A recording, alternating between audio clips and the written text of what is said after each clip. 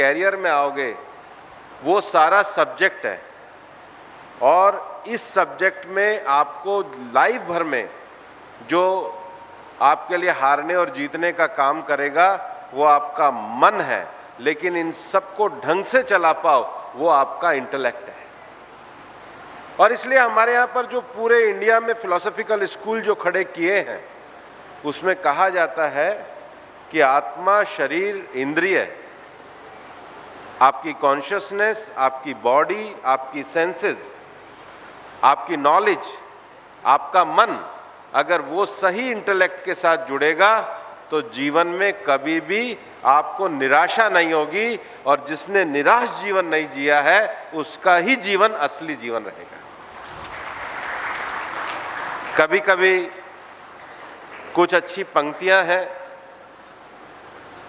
और हम जीवन में बहुत बड़ी चीज़ों से अपनी प्रेरणा पाते हैं, लेकिन एक पंक्ति मेरे को बहुत अच्छी लगती है।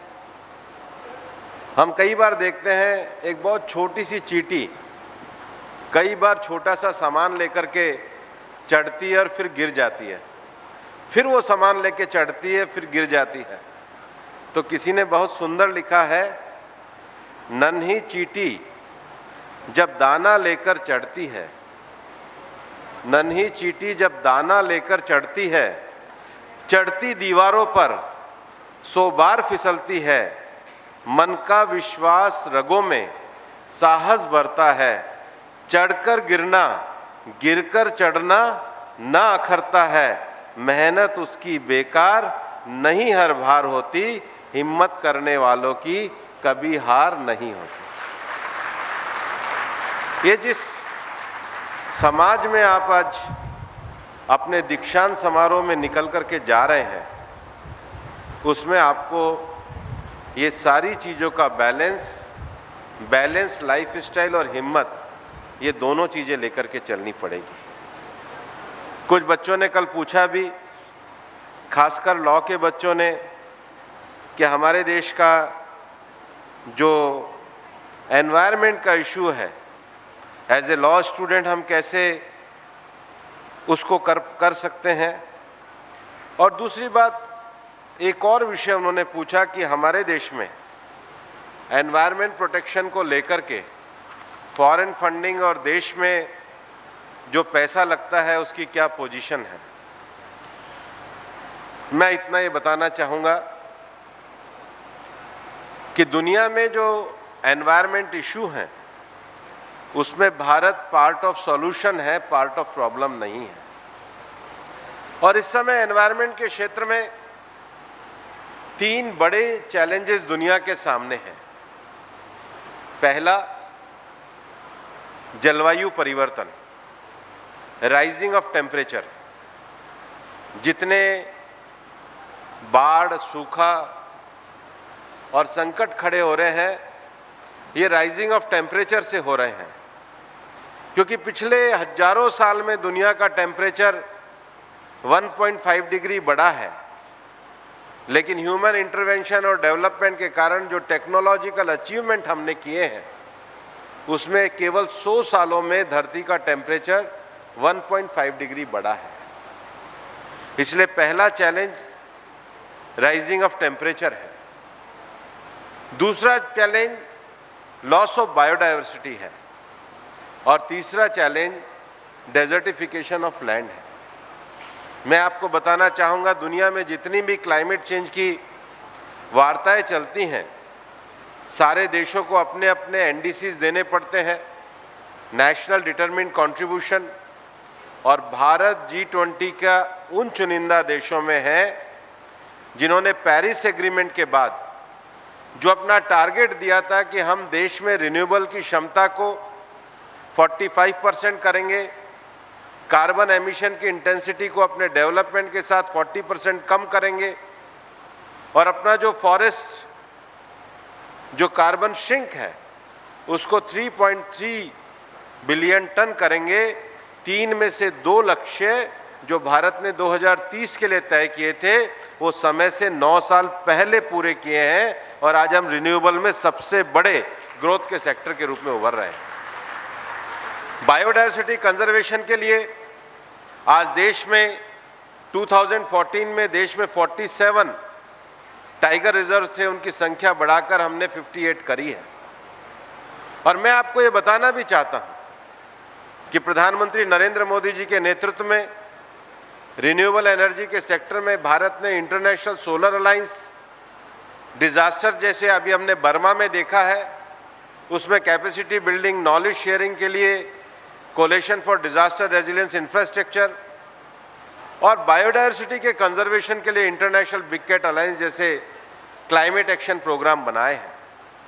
फ्यूचर में ज़्यादा ग्रीन टेक्नोलॉजी डेवलप हो, उसके लिए भारत ने leadership for industrial transformation Sweden के साथ मिलकर एक क्लाइमेट एक्शन प्रोग्राम बनाया है।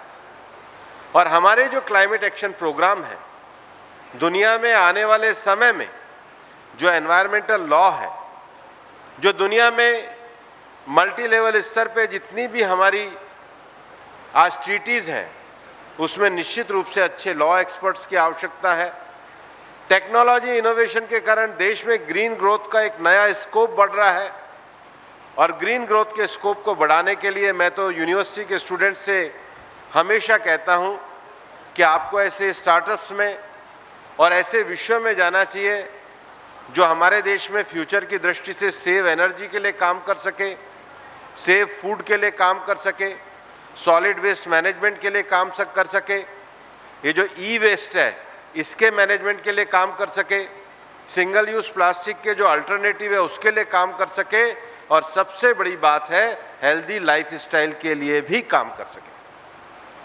आज जो हम दुनिया में $5 ट्रिलियन की इकोनॉमी बने हैं, उसमें जो 2019 के बेस पे दुनिया के सामने जो अपने ग्रीन हाउस गैस सबमिशन की जो रिपोर्ट हमने रखी है, भारत ने दुनिया को ये दिखाया है कि हम इकोलॉजी और इकोनॉमी दोनों को साथ लेकर के आगे बढ़े हैं। और इस विज़न के इस ग्रोथ में मैं आपको एक बात कहना चाहूँगा, जिन बच्चों को आज ये डिग्री मिली है सब 90s के दशक में पैदा हुए हैं। जब 90s के दशक में आप पैदा हुए थे तो इस देश में कंप्यूटर क्रांति का बोलबाला था। शायद आपका जन्म हुआ था तब देश में कंप्यूटर आने शुरू हुए थे। 2000 में जब आपने होश संभाला तो हमारे देश में कम्युनिकेशन क्रांति आई और शायद छोटे समय में 2001-2002 में आप लोगों ने अपने घरों में बहुत मोबाइल देखे होंगे। जब आप यूनिवर्सिटी में आए तो आप डिजिटल क्रांति के दौर में थे। फेसबुक, ट्विटर, इंस्टाग्राम से लेकर के आप डिजिटल क्रांति के दौर में पढ़ कर के निकले हैं। और जब आप आज एजुकेशन लेकर के जब आप वास्तव में समाज के अंदर जाएंगे तो आप आर्टिफिशियल इंटेलिजेंस की क्रांति के दौर में समाज के अंदर जाने वाले हैं। आर्टिफिशियल इंटेलिजेंस माने डिजिटल एनालिटिक्स को हम मशीन लर्निंग के द्वारा किस प्रकार से हेल्थ के सेक्टर में, एग्रीकल्चर के सेक्टर में, बाकी सेक्टर्स में आगे बढ़ा सकते हैं। आर्टिफिशियल इंटेलिजेंस के इस दौर में मशीन लर्निंग हमको बड़ा डाटा देगी, लेकिन मशीन लर्निंग के डाटा के बाद भी उसमें तरक्की वही कर सकता है जो मैंने अपने पहले पार्ट ऑफ स्पीच में कहा, जो अवेकन जागृत इंसान होगा। और इसलिए आपको इंफॉर्मेशन के साथ अवेकन ह्यूमन बीइंग बनने के लिए आप काम करें। वही जिंदगी में भाग अब आपकी प्रतीक्षा कर रहा है। आप अपने जीवन में आगे बढ़ें, तरक्की करें और देश के लिए योगदान दें, ऐसी मैं शुभकामनाएं व्यक्त करता हूं। बहुत बहुत धन्यवाद। जय हिंद, जय Bharat. Thank you so much, sir, for your inspiring words.